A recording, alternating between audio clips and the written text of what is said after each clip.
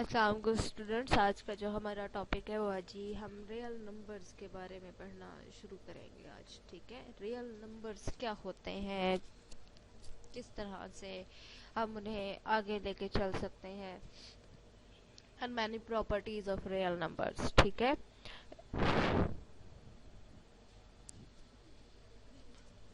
हमें पता है कि रियल नंबर्स में हमारे मैनी सबसेट्स हैं, तो उसमें हम डिफरेंट चीज़ें पढ़ेंगे। तो सबसे पहला जो हमारा टॉपिक है वो है जी the algebraic and the order properties of the real numbers.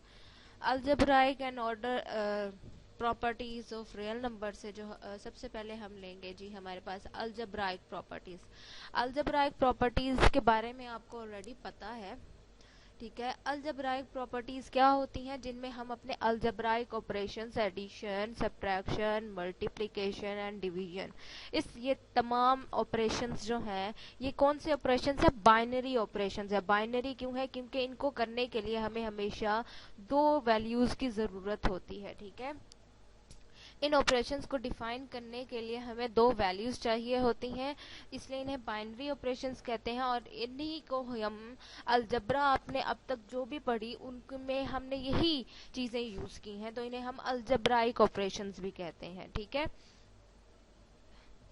तो अलजब्राइक ऑपरेशंस भी हम इन्हें कहते हैं। अब इन्हीं ऑपरेशंस को सर्च करना है कि हमने रियल नंबर्स में इनकी कौन कौन सी प्रॉपर्टीज होल्ड करती है। तो आपको पता है कोई से भी मैं दो रियल नंबर्स लूंगी और उनको मैं ऐड करूं तो वो भी एक रियल नंबर ही बनेगा। तो that means closure property under addition hold करती है। ठीक है, उसके बाद हमारे पास एसोसिएटिव प्रॉपर्टी अंडर एडिशन भी होल्ड करती है कि अगर मैं कोई से तीन रियल नंबर्स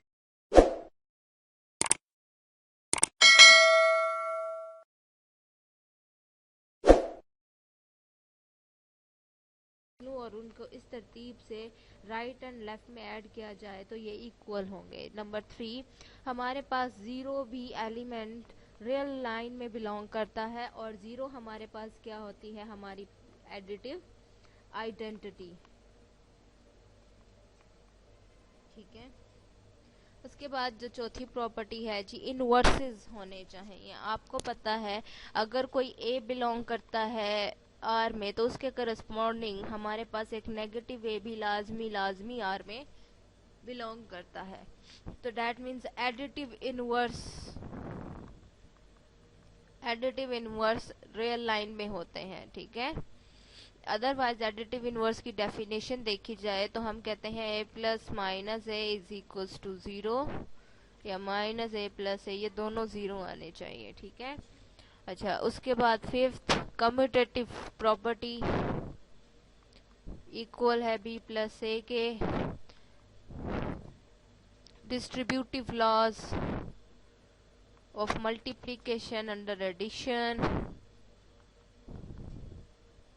राइट भी होल्ड करेगा, लेफ्ट भी होल्ड करेगा, और इसी के साथ हमारे पास राइट डिस्ट्रीब्यूशन लॉ भी होल्ड करेगा। ठीक है, अच्छा ये हो गई अंडर एडिशन के केस के लिए। सिमिलरली यही तमाम प्रॉपर्टीज हमारे पास अंडर मल्टीप्लिकेशन भी होल्ड करती हैं कि दो नंबर्स को मल्टीप्लाई करें तो वो भी रियल लाइन में बिलोंग करता है। अंडर मल्टीप्लिकेशन एसोसिएटिव लॉ भी हमारा होल्ड करता है। उसके बाद वन भी बिलोंग करता है रियल लाइन से, जो कि हमारे पास मल्टीप्लिकेटिव आइडेंटिटी है। ठीक है, उसके बाद हमारे पास हम कहते हैं कि अगर कोई ए एलिमेंट हमारे पास रियल लाइन में है तो उसका वन ओवर ए भी हमारे रियल लाइन में बिलोंग करता है, जो कि हमारा मल्टीप्लिकेटिव इनवर्स होता है। ठीक है, उसके बाद अंडर मल्टीप्लिकेशन भी हमारे पास ये कम्यूटेटिव होता है। उसके बाद डिस्ट्रीब्यूशन लॉज भी होल्ड करते हैं। ठीक है, तो ये सब क्या है? उसकी अलजब्राइक प्रॉपर्टी। सिमिलरली फॉर सब्ट्रैक्शन के लिए कुछ चीजें होल्ड नहीं करती हैं, लेकिन अंडर एडिशन और अंडर मल्टीप्लिकेशन के रिस्पेक्टिव सी ये सब प्रॉपर्टीज होल्ड करती हैं। ये अलजब्राइक प्रॉपर्टीज में पहले वो एडिशन को डिफाइन कर रहा है और फिर मल्टीप्लिकेशन की चार प्रॉपर्टीज, फिर डिस्ट्रीब्यूटिव लॉज। ठीक है, अच्छा ये हमारी हो गई यहाँ तक अलजब्राइक प्रॉपर्टीज। उसके बाद हमारी कुछ अलजब्राइक प्रॉपर्टीज के रिलेटेड थ्योरम्स हैं। पहला थ्योरम 2.1.2 है 2.1 सेक्शन का दूसरा थ्योरम क्या कहता है कि अगर जी और ए कोई रियल नंबर्स के एलिमेंट्स हैं और उनको ऐड करने पर मेरे पास ए एलिमेंट ही बनता है तो जी की वैल्यू 0 होगी। ठीक है, अब इसका प्रूफ कैसे करना है वो कहता है properties A3, property A4, property A2 को अगर हम यूज करें तो हमारे पास एक हाइपोथेसिस बन गया कि Z प्लस ए के इक्वल है। ठीक है, अगर ऐसी कंडीशन है, ठीक है, तो हम कहते हैं हम z को ले सकते हैं, z is equal to z plus zero से हमने ये एडिटिव इनवर्स की प्रॉपर्टी डेफिनेशन लगा ली वहां से। ठीक है, फिर हम ले आए कि z प्लस ए के इक्वल है। अब z प्लस ए की वैल्यू यहाँ से हाइपोथेसिस है तो हम यहाँ से ये यूज करेंगे, ये हमारी एडिटिव आइडेंटिटी की डेफिनेशन, यहाँ से एडिटिव इनवर्स की डेफिनेशन। ठीक है, दो प्रॉपर्टीज लग गई, फिर हमारा हाइपोथेसिस की वैल्यू, फिर अगेन हमने वही एडिटिव इनवर्स की वैल्यू ली तो हमारे पास आंसर 0 आ गया, यानी हम वही अलजेब्राइक प्रॉपर्टीज ही यूज कर रहे हैं। सिमिलरली सेकंड पार्ट में हमें प्रूफ करना है कि u है और दूसरा b है, b की वैल्यू 0 नहीं है और ये r में है। ठीक है, तो वो कहता है प्रूफ करो कि u इंटू विद कंडीशन कि अगर u को b से मल्टीप्लाई करें तो आंसर b आता है, तो प्रूव करो कि u की वैल्यू 1 है। सिमिलर मेथड, सिमिलरली जहाँ पे एडिटिव आइडेंटिटी और एडिटिव इनवर्स की यहाँ लगाई है, यहाँ मल्टीप्लिकेटिव आइडेंटिटी और मल्टीप्लिकेटिव इनवर्स की प्रॉपर्टी अप्लाई करते जाएंगे और साथ हाइपोथेसिस अप्लाई करेंगे तो हमारे पास आंसर आ जाएगा। अच्छा, इसकी थर्ड कंडीशन, थर्ड पार्ट में वो कहता है अगर ए आर में बिलोंग करता है तो ए मल्टीप्लीकेशन 0 के इक्वल है, ये प्रूव करो। ओके, तो हम क्या कर रहे हैं, हम ना दोनों तरफ हम बेसिकली इसका पार्ट ए यूज करना चाह रहे हैं। ठीक है, पार्ट ए में मैं क्या कर रही हूँ, हमारे पास था ना कि z plus A is equal to 0, तो ये इम्प्लाई करता था कि z की वैल्यू ही 0 है। ठीक है, तो हम यहाँ पे प्रूव ये करेंगे कि हम लेट कर लेते हैं कि z की वैल्यू a डॉट 0 है। ठीक है, ये हमारा किसके इक्वल है, z के, तो इसमें हमने a ऐड किया तो ये हमारे पास क्या आ रहा है, ये a dot 1 plus a dot 0, a common आ गया, 1 प्लस 0 1, a मल्टीप्लाई 1 a, तो यानी इस z प्लस a की वैल्यू भी a आ रही है। तो यहाँ से हम अप्लाई करेंगे फर्स्ट वाले थ्योरम से कि z की वैल्यू 0 है, z की वैल्यू 0 यानी a डॉट 0 की वैल्यू 0 है।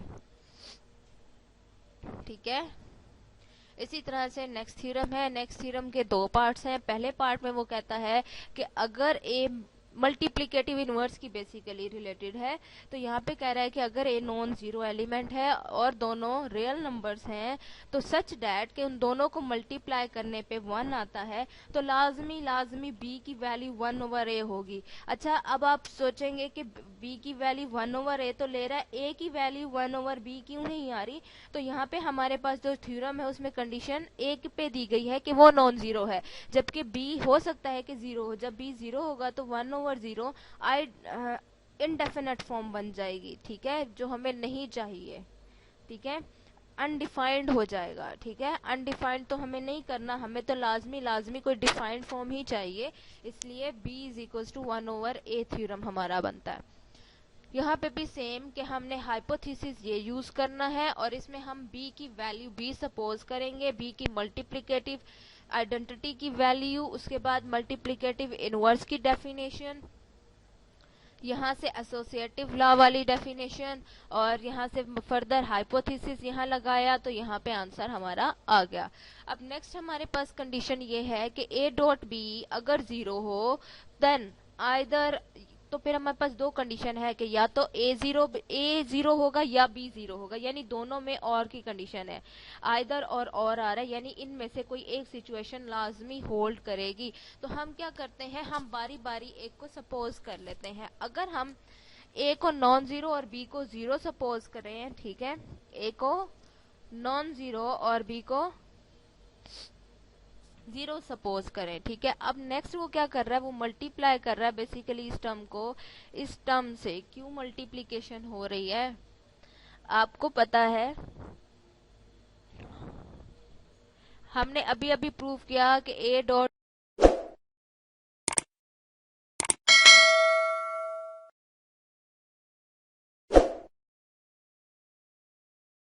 जीरो जीरो होता है, ठीक है। तो बेसिकली हम यहाँ पे भी यही करना चाह रहे हैं। हमारे पास कंडीशन क्या है कि ए डॉट बी जीरो है। हम एक नॉन जीरो टर्म ले लेते हैं जो कि 1/a है। 1/a नॉन जीरो क्यों होगी? क्योंकि हम ए को नॉन जीरो सपोज कर रहे हैं। तो इसका मल्टीप्लाई हम जीरो के साथ यानी हमारा ए डॉट बी के साथ ले रहे हैं। हम वो उस थ्योरम की थर्ड पार्ट को यूज कर रहे हैं। अब जब यहाँ से एसोसिएटिव लॉ लगेगा, ये 1 हो जाएगा, 1 dot B is equal to 0। और हमारे पास जो सेकंड पार्ट थ्योरम का यहाँ पे उसने मेंशन किया है वो क्या कहता है कि अगर कोई नॉन जीरो किसी जीरो टर्म से मल्टीप्लाई हो तो आंसर क्या आता है? 0। तो जब इन दो वैल्यूज को आपस में कंपेयर करें तो हमारे पास b की वैल्यू क्या आ जाती है? 0। सिमिलरली आप इसको रिवर्स में सपोज करके भी कर सकते हैं कि आपका b नॉन जीरो है, ठीक है, और a जो है वो 0 है, तो उसी बिल्कुल सेम प्रोसीजर चलेगा और दूसरा भी हो जाएगा। यानी एट अ टाइम कोई एक वैल्यू 0 होगी लाजमी लाजमी। इसी तरह से हमारा जो सब्ट्रैक्शन है वो कहते हैं कि जो रियल नंबर्स में सब्ट्रैक्शन का ऑपरेशन है वो इस तरह से डिफाइन होता है कि a में ऐड होता है नेगेटिव यानी additive inverse of other value, ठीक है। सिमिलरली जब डिवाइड होता है तो डिवीजन इस तरह से डिफाइन होती है कि a के साथ किसी दूसरे वैल्यू का मल्टीप्लिकेटिव इनवर्स मल्टीप्लाई होता है, ठीक है। तो इसलिए वो दोनों ऑपरेशंस अलग से डिफाइन नहीं किए जाते और उनको एडिशन और मल्टीप्लिकेशन की टर्म में ही हम लेके चलते हैं। तो नेक्स्ट हमारा जो टॉपिक है मोस्ट इम्पोर्टेंट टॉपिक है आपको रियल नंबर्स को समझने के लिए कि हमारे पास रैशनल और इरैशनल नंबर्स, ठीक है। तो आपको याद होगा कि हमारे पास जो कंडीशंस हमारे पास जो रियल नंबर है उसकी डेफिनेशन ये होती है कि it is the union of rational and the irrational numbers. Rational numbers ऐसे नंबर्स होते हैं जो p ओवर q की फॉर्म में लिखे जाते हैं और ये ऐसे होते हैं जो p ओवर q की फॉर्म में नहीं लिखे जाते हैं, ठीक है। तो यहाँ पे उसने वही डेफिनेशन सबसे पहले डिस्कस हो रही है। उसके बाद वो कहता है the fact that there are elements in R that are not in Q is not immediately apparent, ठीक है। अब वो कहता है कि हो सकता है कि हमारे पास कुछ ऐसे नंबर रियल लाइन में हो, यानी अगर आप आर में से क्यू को निकाल दो तो हमारे पास इररेशनल नंबर्स का सेट बचता है। ये हमारी थ्योरी हम ऐसे कंसीडर करते होते हैं, ठीक है। क्योंकि जब इसमें से p ओवर क्यू की फॉर्म के सारे एलिमेंट निकल जाएंगे तो बाकी कौन से बचेंगे जो इस फॉर्म में नहीं लिखे जा सकते। तो इररेशनल ये हम कहते हैं कि हमारी थ्योरी इस तरह से बिलोंग करती है। लेकिन इनिशियली तो किसी को नहीं पता था। तो इनिशियली जब हम रियल नंबर्स का सोचते थे तो वो कहता होगा कि हमारे पास रैशनल नंबर्स का सेट है और हमारे पास रियल नंबर्स का सेट है, तो लाजमी रियल नंबर्स में ऐसे एलिमेंट भी होंगे जो हमारे पास रियल नंबर्स में तो है लेकिन रैशनल नंबर्स के सेट में नहीं आते। तो उनको कैसे डिफरेंशिएट करें, ये एक बहुत बड़ा उस टाइम सवाल था ग्रीक फिलोसोफर्स के लिए। तो 6th सेंचुरी बीसी में the ancient Greek society of Pythagoras discovered that the diagonal of a square with unit sides could not be expressed as a ratio of integers। तो फिर Greek ancient ने society जो पैथागोरियंस कहलाती थी, उस time Pythagoras theorem पे work करते थे वो, तो उन्होंने कहा कि एक ऐसा ट्रायंगल हमें मिला है जिसके हम डायगोनल्स के साइड्स का अगर हम स्क्वायर्स लेते हैं तो उसे हम रेशियो में एक्सप्रेस नहीं कर सकते। तो Pythagorean theorem for right triangle जो हमारे पास आता था वो इम्प्लाई करता था कि that the square of no rational number can equal to 2।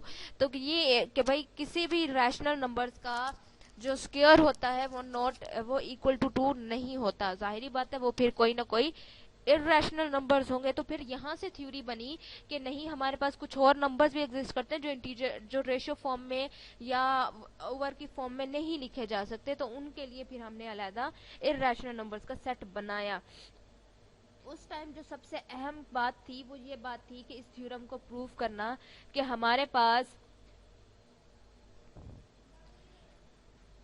ये थी कि हमारे पास कोई ऐसा रैशनल नंबर्स एग्जिस्ट नहीं करता जिसकी वैल्यू या जिसका स्क्वायर लें तो उसका आंसर 2 आए। तो हम क्या करते हैं, इसको प्रूव करने के लिए हम कंट्ररी सपोज करते हैं कि नहीं, हमारे पास हम कहते हैं कि let R be a rational number such that कि उसका स्क्वायर 2 है। अगर आर एक रैशनल नंबर है तो हम उसे p ओवर q की फॉर्म में लिख सकते हैं। तो दैट मीन्स हमारे पास हम इस को यहाँ पुट कर दें तो हमारे पास ये वैल्यू बनती है। Then we may assume that P and Q are positive. हम अब नेक्स्ट प्रूव करना है, नेक्स्ट सपोज कर रहे हैं कि ये दोनों के दोनों नंबर पॉजिटिव है। अगर ये दोनों पॉजिटिव है और इनका जो कॉमन फैक्टर है अदर देन 1 है and no common integer factors other than 1, यानी इन दोनों में कुछ भी मुश्तरक नहीं है, दोनों का जीसीडी जो है ग्रेटेस्ट कॉमन वो 1 है, यानी दोनों एक दूसरे से रिलेट नहीं करते किसी भी उसमें।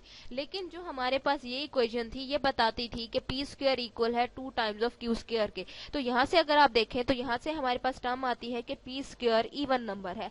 आपको पता है किसी भी इवन नंबर का स्क्वायर भी इवन ही होता है, तो दैट इम्प्लाइज कि P is also even number. ठीक है, P अगर एक इवन नंबर है because if P is equal to odd, क्योंकि अगर हम सपोज कर लें कि P एक ऑड नंबर है तो हमारे पास ये जो स्क्वायर आता है ये भी एक ऑड आता है। ठीक है, so therefore P and Q do not have two as a common factor, दोनों के पास कोई कॉमन फैक्टर नहीं है, then Q must be an odd natural number. अब देखो अगर P हमारे पास एक इवन नंबर है और P के साथ हमारे पास कंडीशन ये जो बात की है ना, ये उसने ये बताया कि अगर कोई इवन होगा तो उसका स्क्वायर भी इवन होगा, अगर कोई ऑड है तो उसका स्क्वायर भी ऑड होगा। अब यहाँ से इस कंडीशन के बाद हमारी लॉजिक यहाँ से शुरू हो रही है कि वो कहता है कि अगर P एक इवन नंबर है और क्योंकि P और Q दोनों आपस में रिलेट नहीं करते, उनका सिर्फ कॉमन इंटीजर 1 है, ठीक है, कॉमन मल्टीपल उनका 1 है, ठीक है, या कॉमन डिवाइजर ही 1 है उनके पास कॉमन फैक्टर, तो लाजमी Q एक ऑड नंबर होगा। ठीक है, Q अगर एक ऑड नंबर है, ऑड नेचुरल नंबर है, ठीक है, P एक Q के पास हमारे पास ये स्टेटमेंट आ गई कि Q एक ऑड नेचुरल नंबर होगा। Okay, then we suppose let कि P अगर एक इवन नंबर है तो मैं P को किसी 2m के साथ शो कर सकती हूँ। अगर मैं ये P की वैल्यू इस इक्वेशन में पुट कर देती हूँ, ठीक है, इस इक्वेशन में पुट करने पर हमारे पास आता है 4m square is equal to 2q square. तो यहाँ से अगर मैं ये 2 यहाँ ले जाऊं तो q स्क्वायर की वैल्यू आ जाती है 2m स्क्वायर, m कोई भी नेचुरल नंबर है। तो यहाँ से अगर आप देखें तो q की वैल्यू भी तो m कुछ भी आए लेकिन 2 से जब मल्टीप्लाई होगा वो तो इवन बन जाएगा। ठीक है, जब इवन बनेगा तो यहाँ पे तो कंडीशन आ रही है कि q स्क्वायर इवन है। ठीक है, क्यू स्क्वायर अगर इवन है तो दैट मीन्स कि क्यू भी एक इवन नेचुरल नंबर होगा, लेकिन ये तो पॉसिबल ही नहीं है क्योंकि हमने ऊपर बताया था कि अगर हमारा पी इवन होगा तो क्यू हमारे पास ऑड होना चाहिए, लेकिन यहाँ तो क्यू भी इवन आ रहा है, that means it's a contradiction to our statement that P is even.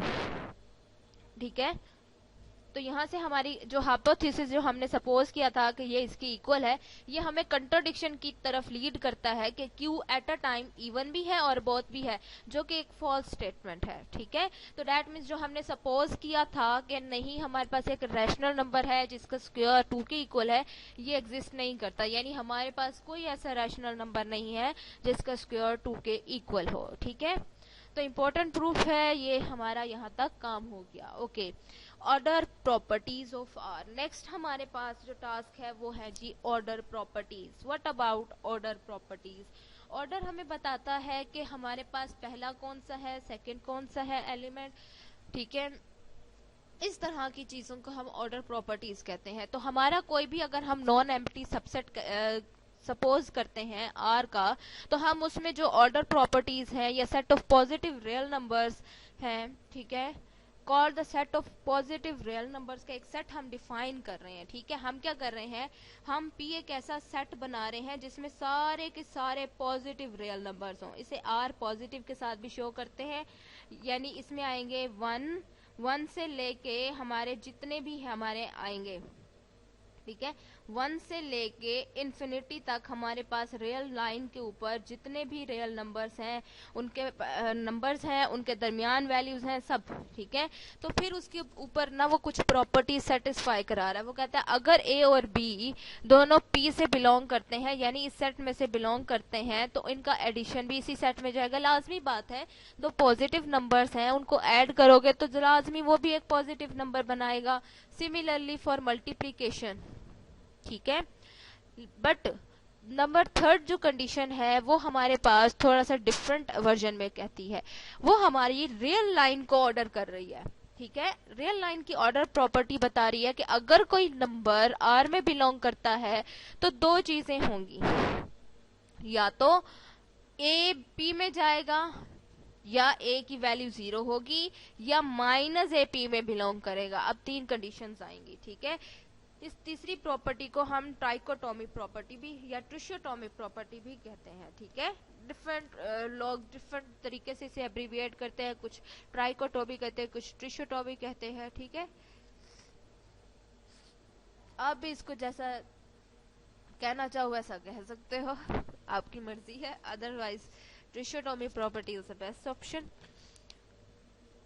पहली दो प्रॉपर्टीज तो ऑर्डर की कंपैटिबिलिटी बताते हैं कि ऑपरेशन ऑफ एडिशन और मल्टीप्लिकेशन की कंपैटिबिलिटी बताते हैं, जबकि हमारा जो प्रॉपर्टी 3 है जो कि ट्रिशोटोमी प्रॉपर्टी कहते हैं, ये हमारी रियल लाइन को 3 डिस्टिंक्ट टाइप्स ऑफ एलिमेंट्स में डिवाइड कर रहा है कि हमारे पास या तो पॉजिटिव होंगे, नेगेटिव होंगे, या फिर 0 होगा, ठीक है।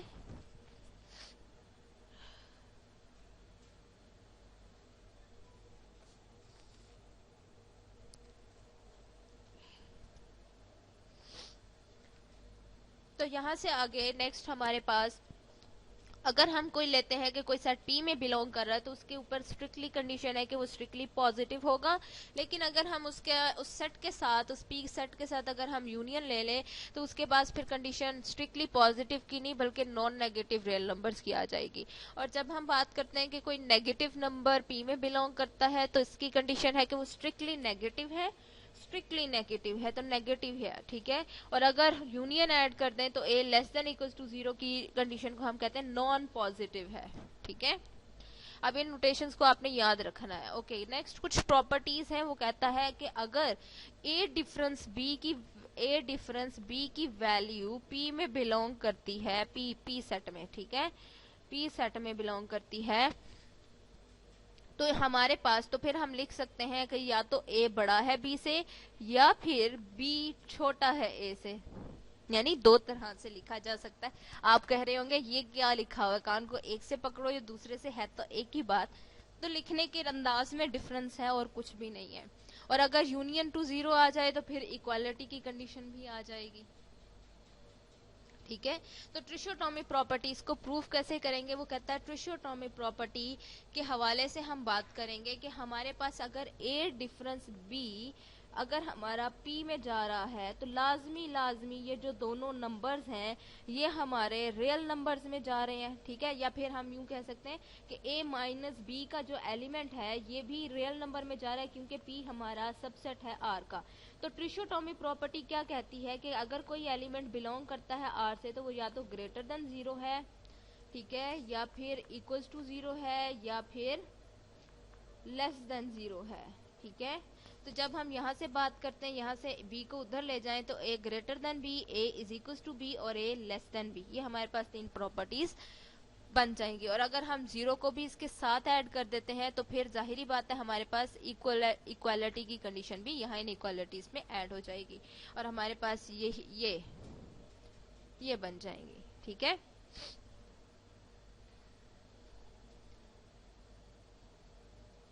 ठीक है, अच्छा, उसके बाद हम बात कर रहे हैं कि हमारे पास नोटेशनल कन्वीनियंस हमारे पास है एक, कि हमारे पास a जो है वो अगर लेस देन b है और b लेस देन c है तो लाजमी बात है a की वैल्यू लेस देन c होगी, ठीक है। और इसी तरह से डिफरेंट कंपोजिशंस दे रहा है। अच्छा, उसके बाद थ्योरम है 2.1.7, उसमें हमें प्रूव करना है कि अगर a ग्रेटर देन b है, b ग्रेटर देन c है, then a greater than c होगा। तो यहाँ से हमने बड़ा आराम से प्रूव करना है, अगर a ग्रेटर देन b है that means a minus b greater then 0 है। अगर a minus b greater then 0 है तो लाजमी बात है a माइनस b हमारा p वाले सेट में जाएगा अगर ये p सेट में बिलोंग करता है, और इसी तरह से ये b माइनस c वाला सेट भी p में चला जाएगा। तो हमारे पास जो हमारी फर्स्ट वाली इम्प्लीकेशन थी कि इन दोनों का सम भी, अगर दो नंबर्स p में हैं तो उनका सम भी पी से बिलोंग करता है। तो इन दो नंबर्स का अगर हम सम लेते हैं तो वो ए माइनस ही अगर पी से बिलोंग करता है तो यही प्रोसीजर रिवर्स में जाएगा, तो ए ग्रेटर देन सी प्रूफ हो जाएगा। ठीक है, सिमिलरली आप इसको प्रूव कर सकते हैं, और सिमिलरली ये दो पार्ट भी किए जा सकते हैं। अब इन दो पार्ट में एक फर्क है, वो ये है कि अगर सी ग्रेटर देन 0 होता है तो हमारी इनइक्वालिटी चेंज नहीं होती, लेकिन अगर सी लेस देन 0 की वैल्यू कोई नेगेटिव नंबर आप अपनी इनइक्वालिटी के साथ मल्टीप्लाई करते हो तो इनइक्वालिटी का साइन मल्टीप्लाई होने पे चेंज हो जाता है। अच्छा, उसके बाद आपने थोड़ा सा मैथमेटिकल इंडक्शन रिलेटेड है, वो कहता है कि अगर आर एक रियल नंबर है, ए एक रियल नंबर है हमारे पास जो कि नॉट इक्वल टू 0 है, तो लाजमी उसका स्क्वायर ग्रेटर देन 0 है। अब वो चाहे नेगेटिव नंबर आए चाहे पॉजिटिव, जब स्क्वायर लेंगे तो लाजमी वो ग्रेटर देन 0 वैल्यू आएगी। वो कहता है प्रूफ करो कि पहले 1 ग्रेटर देन 0 है। ठीक है, तो सबसे पहले 1 का तो बड़ा आसान है प्रूफ करना। ठीक है, ब्राइट टिशोटोमिक प्रॉपर्टी वो कहता है कि ये ए पार्ट पहले प्रूफ करना है, ये उसका स्पेशल केसेस आएंगे। ठीक है, इसी पार्ट के तो पहले ए पार्ट जब हमने प्रूफ करना है तो उसमें हम ले रहे हैं कि ए हमारा अगर नॉन जीरो है तो वो लाजमी पी में होगा या उसका नेगेटिव पी में होगा, क्योंकि हम नॉट इक्वल टू 0 ले रहे हैं। तो ये दो सिचुएशंस होंगी। अगर ये इसमें है तो लाजमी इसका ए को ए से मल्टीप्लाई कर लें तब भी तो वो उसी में ही जाएगा ना।